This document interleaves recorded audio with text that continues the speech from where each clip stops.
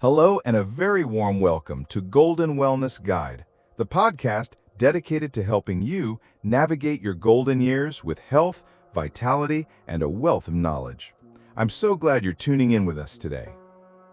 Before we dive into our very important topic, if you find our content helpful and empowering, please take just a moment to click that like or follow button on whatever platform you're listening on. And if you haven't already, please subscribe to the Golden Wellness Guide channel. It's a small click for you, but it makes a huge difference for us, helping us reach and support more seniors just like you. Today, we're going to talk about something that has touched the lives of so many families: stroke recovery. When a stroke happens, it can feel like a sudden dark storm that has turned your world upside down. The path forward can seem uncertain, confusing, and frankly, quite frightening. But I am here today to bring you a message of profound hope. Recovery is possible.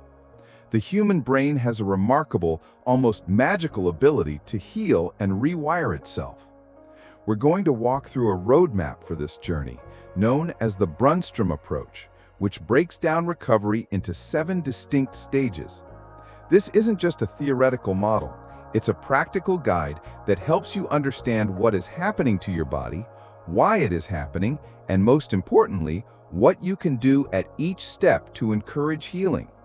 We'll go beyond just the physical movements and explore how targeted nutrition and a positive mindset can become your most powerful allies.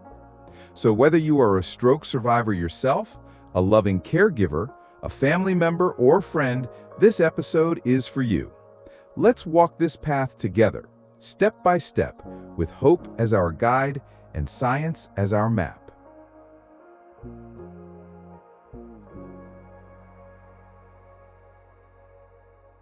Part 1.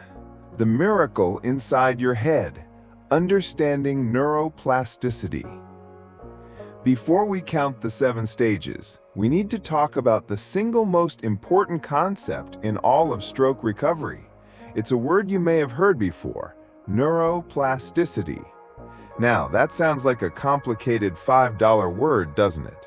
But the idea behind it is simple and beautiful. For a long time, scientists believed that the adult brain was fixed. They thought that once it was damaged, that was it. But we now know that's not true. Think of your brain as a bustling city with a vast network of roads. A stroke is like a major earthquake that has destroyed some of the main highways. The signals from the brain's command center can no longer reach their destinations in your arms, legs, or face. Neuroplasticity is the city's amazing crew of construction workers. They can't rebuild the destroyed highway exactly as it was, but they can create new roads. They can build detours, side streets, and country lanes to bypass the damage. Over time, with use, these small new paths become wider, smoother, and more efficient until the traffic of information is flowing once again. That is what your brain is doing after a stroke. It is physically changing. It is growing new connections. It is rewiring itself around the damaged area. Every single thing we will talk about today, every stretch, every exercise, every healthy meal, is designed to do one thing: to encourage and support this natural process of neuroplasticity. You are not a passive bystander in your recovery. You are the active director of this incredible rebuilding project. So, with that empowering knowledge in mind, let's explore the roadmap. The Brunstrom stages describe the typical progressive sequence of how movement returns. It's important to remember this is a general guide. Some people may move through the stages quickly, others more slowly. Some may even seem to skip a stage or spend a long time in one. That is all perfectly normal. Your journey is your own. Part 1. The Miracle Inside Your Head: Understanding Neuroplasticity. Before we count the 7 stages, we need to talk about the single most important concept in all of stroke recovery. It's a word you may have heard before: neuroplasticity. Now, that sounds like a complicated $5 word, doesn't it? But the idea behind it is simple and beautiful. For a long time, scientists believed that the adult brain was fixed. They thought that once it was damaged, that was it. But we now know that's not true. Think of your brain as a bustling city with a vast network of roads. A stroke is like a major earthquake that has destroyed some of the main highways. The signals from the brain's command center can no longer reach their destinations in your arms, legs, or face. Neuroplasticity is the city's amazing crew of construction workers. They can't rebuild the destroyed highway exactly as it was, but they can create new roads. They can build detours, side streets, and country lanes to bypass the damage. Over time, with use, these small new paths become wider, smoother, and more efficient until the traffic of information is flowing once again. That is what your brain is doing after a stroke. It is physically changing. It is growing new connections. It is rewiring itself around the damaged area. Every single thing we will talk about today, every stretch, every exercise, every healthy meal, is designed to do one thing: to encourage and support this natural process of neuroplasticity. You are not a passive bystander in your recovery. You are the active director of this incredible rebuilding project. So, with that empowering knowledge in mind, let's explore the roadmap. The Brunstrom stages describe the typical progressive sequence of how movement returns. It's important to remember this is a general guide. Some people may move through the stages quickly, others more slowly. Some may even seem to skip a stage or spend a long time in one. That is all perfectly normal.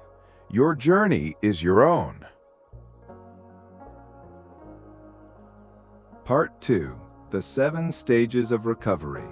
Stage 1. Flaccidity, the great silence. What it looks and feels like.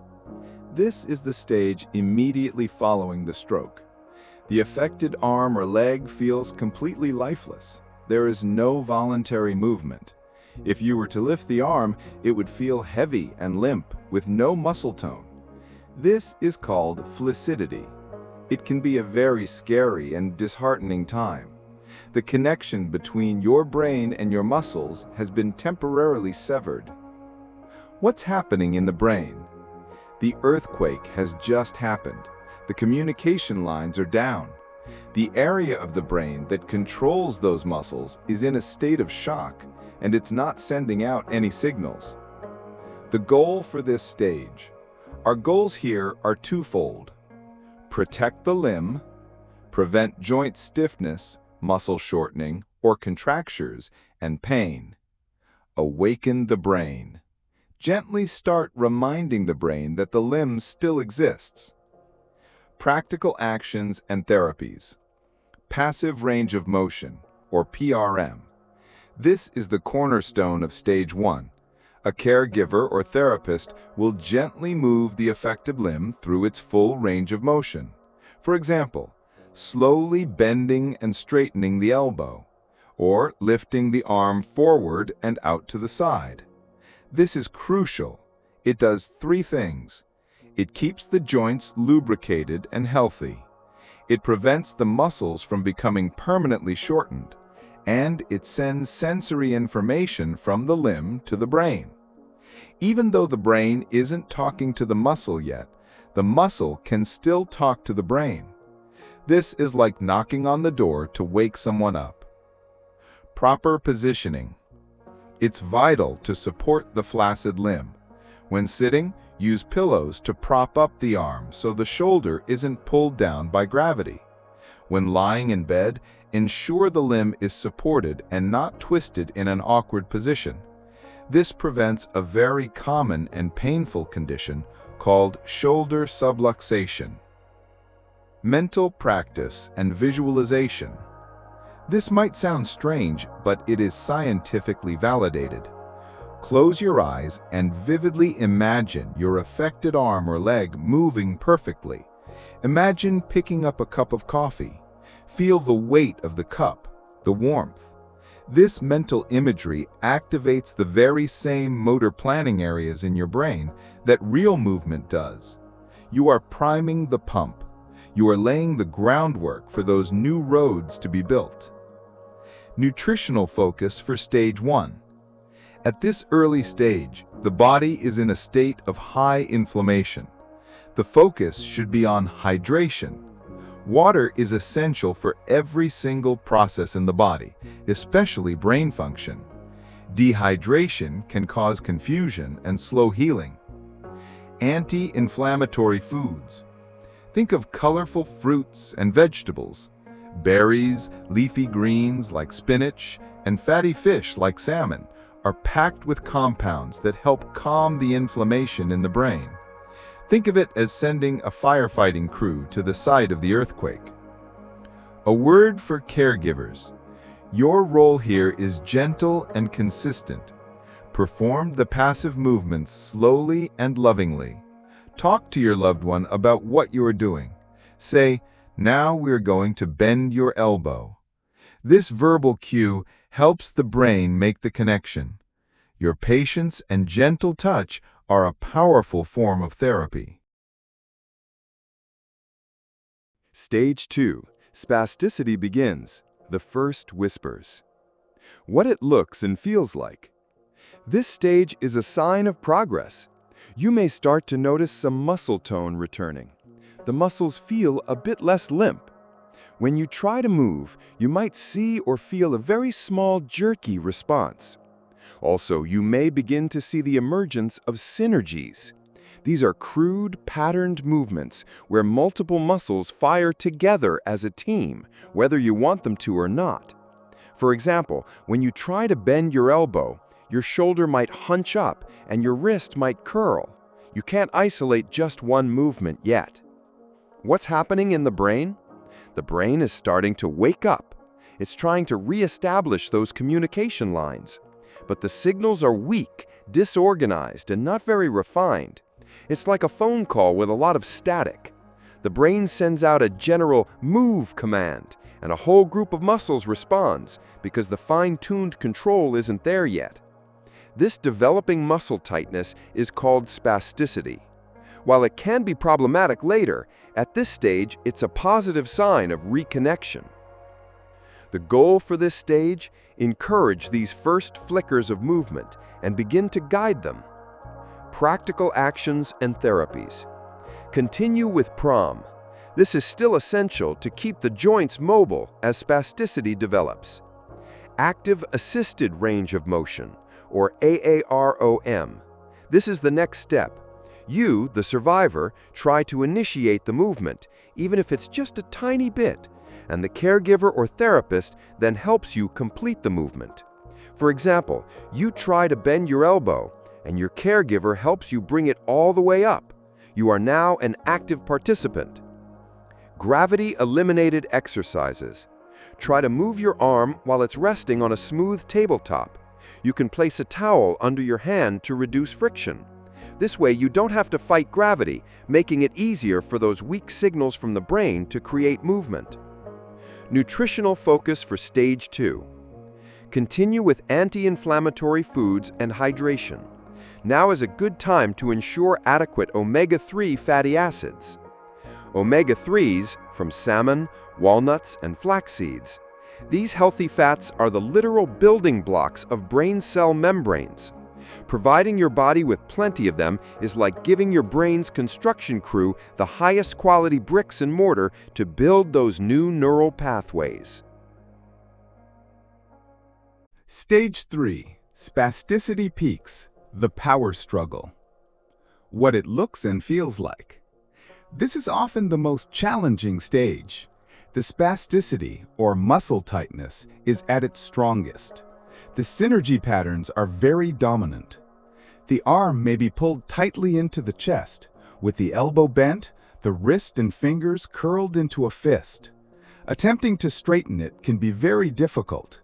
Movement is possible, but it is largely involuntary and locked into these synergy patterns. This can be frustrating and sometimes painful. What's happening in the brain? The brain is now sending signals, but they are still very crude and uncoordinated. It's shouting, not speaking. The default synergy patterns are the easiest pathways for the brain to use, so it relies on them heavily. The inhibitory signals that would normally tell some muscles to relax while others work are not functioning properly yet.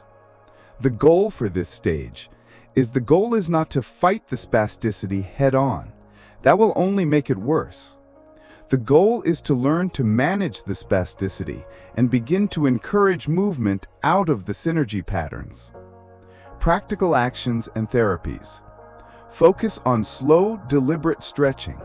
Fast, jerky movements will trigger the spastic reflex and increase tightness. All stretches must be slow, gentle, and held for at least 30 to 60 seconds to give the muscle time to relax. Weight bearing. Gently placing the flat palm of the affected hand on a table and leaning some body weight through it can be a powerful way to reduce tone. This sends a strong sensory signal to the brain that can help inhibit the spastic muscles that want to curl the fingers. Mirror therapy. This is a fantastic technique. Place a mirror between your arms so that when you look in it, the reflection of your moving, unaffected arm looks like your affected arm is moving perfectly. As you move your good arm, your brain is tricked into thinking the affected one is moving perfectly. This can powerfully stimulate the motor cortex and help build those new pathways. Nutritional focus for stage 3. Now we add a focus on muscle health. Magnesium from leafy greens, nuts, seeds, dark chocolate. Magnesium is a natural muscle relaxant. It plays a key role in nerve signal transmission and can help ease some of the muscle cramping and tightness associated with high spasticity. Adequate protein from lean chicken, fish, beans, lentils. While you may not be building huge muscles, your muscles are under a lot of stress. Protein provides the amino acids necessary to keep them as healthy as possible. Stage 4. Spasticity declines. A glimmer of control. What it looks and feels like.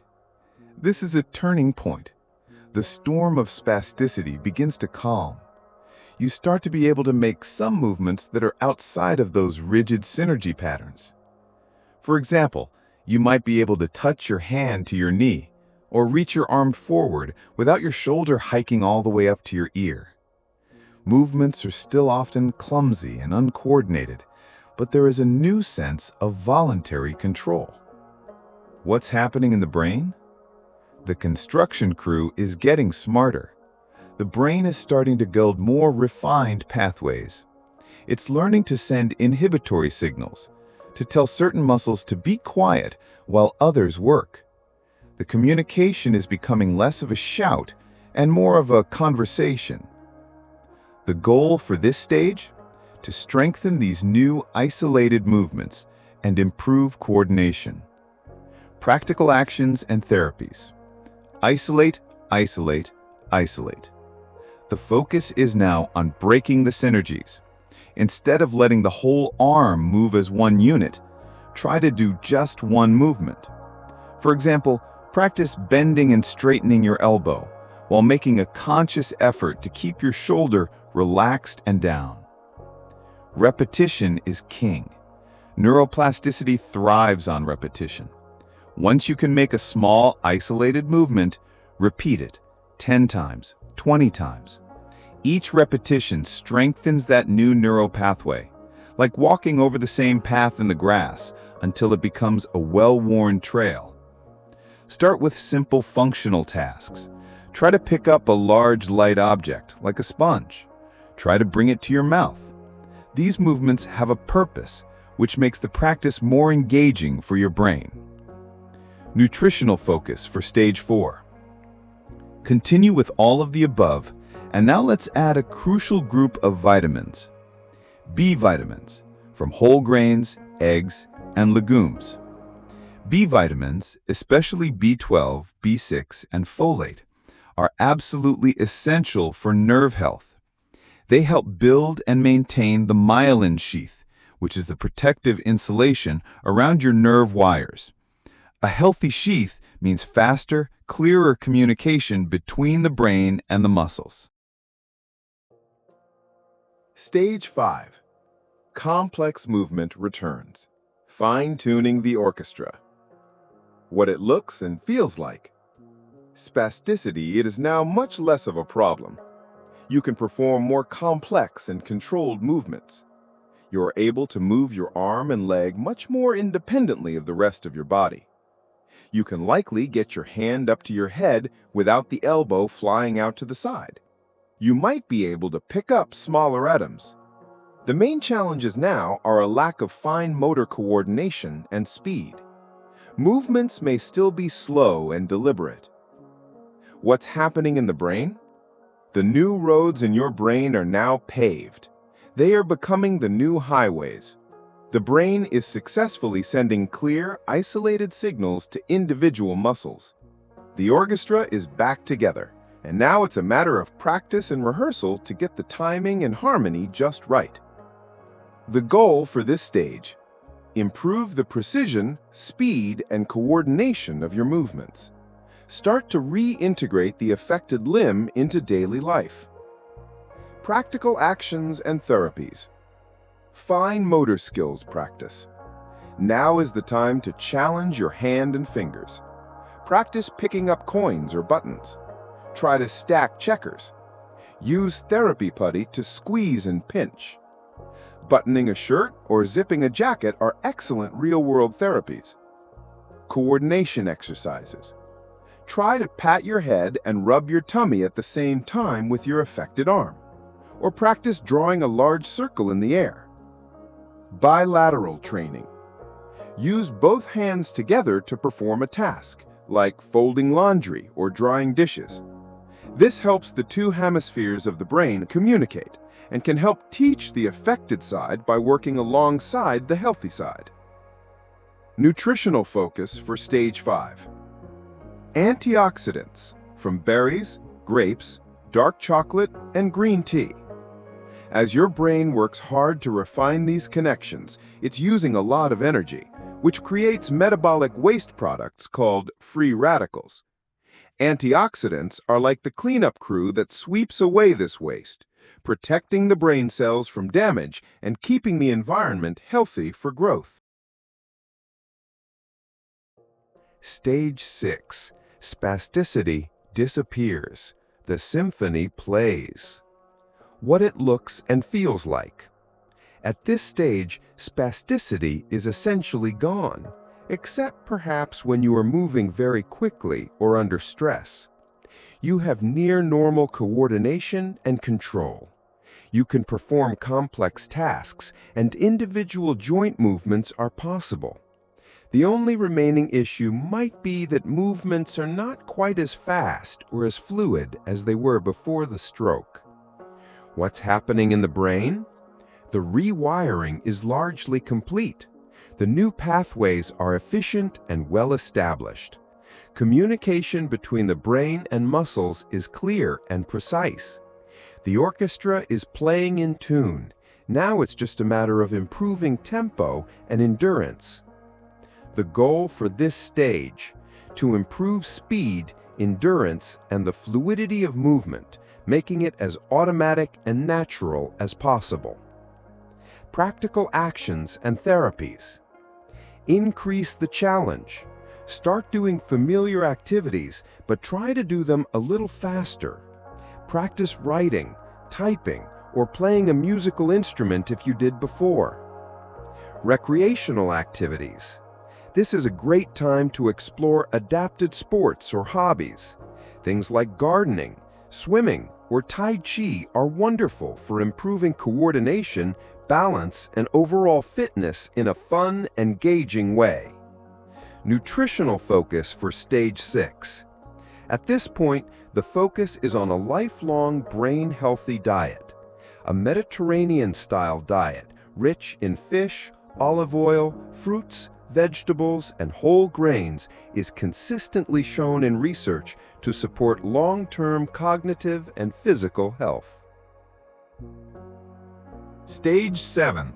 Normal function returns. The encore. What it looks and feels like, you have regained full and normal motor function. Your movements are smooth, strong, coordinated, and precise. The affected side feels and moves just like the unaffected side. What's happening in the brain? The brain has successfully and fully rewired itself to restore function. This represents a complete recovery of motor control. The goal for this stage? Maintain your health, continue to stay active, and enjoy your life.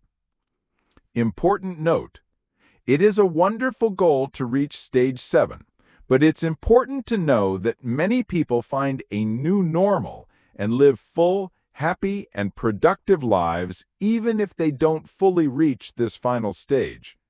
Progress at any stage is a victory. The journey itself is where the healing happens. Part 3. The Golden Triangle of Recovery: Nutrition, Mindset, and Community. Understanding the 7 stages is your map, but to make the journey, you need the right fuel and the right traveling companions. This is what I call the Golden Triangle of Recovery.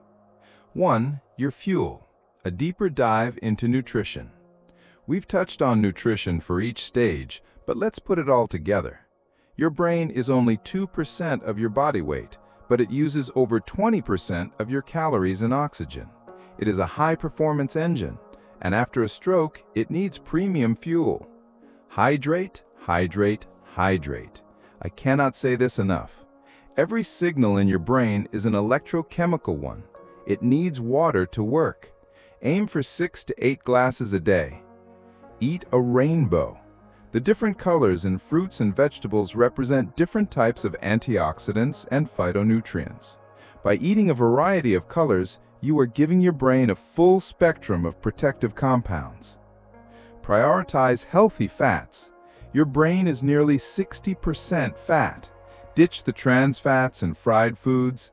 Embrace avocados, nuts, seeds, and olive oil. Lean protein power. Protein isn't just for bodybuilders. The neurotransmitters that carry signals in your brain are made from amino acids, which come from protein. 2. Your compass: the power of mindset. The emotional journey of stroke recovery is just as real as the physical one. Be patient with yourself. Recovery is a marathon, not a sprint. There will be good days and bad days. This is normal. On a bad day, don't say, "I failed." Say, "My brain is working hard today and it needs some rest." Celebrate small victories. Did you wiggle a finger for the first time? That is a huge victory. It's evidence that neuroplasticity is happening. Acknowledge it, celebrate it. These small wins are the fuel that will keep you going. Manage frustration. It's okay to feel frustrated or sad.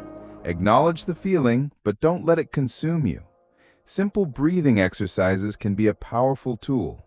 Inhale slowly for 4 counts, hold for 4, and exhale slowly for 6. This can calm your nervous system and bring you back to the present moment. 3. Your companions: the strength of community. No one should go through this alone. For survivors, lean on your family and friends. Join a stroke support group, either in person or online. Talking to others who truly understand what you're going through is incredibly validating and empowering. For caregivers, you are the unsung heroes of this journey. But you cannot pour from an empty cup. You must take care of yourself too. Ask for help. Take breaks. Find a caregiver support group. Your well-being is essential to the recovery of your loved one. And that brings us to the end of our discussion today. The road after a stroke can be long, but it is a road that leads toward healing. Remember those 7 stages, not as rigid rules, but as guideposts of hope, showing you the progress that is possible. Remember the power of neuroplasticity, your brain's incredible ability to heal. And remember to support that healing with the golden triangle: nourishing food, a patient mindset, and the love of your community. Thank you so much for joining me on the Golden Wellness Guide. I hope you found this information helpful and, most of all, hopeful. If this episode has touched you or someone you know, please share it. And don't forget to like and subscribe to our channel for more expert guidance on living your healthiest, happiest life. Until next time, stay well, stay informed, and be kind to yourself.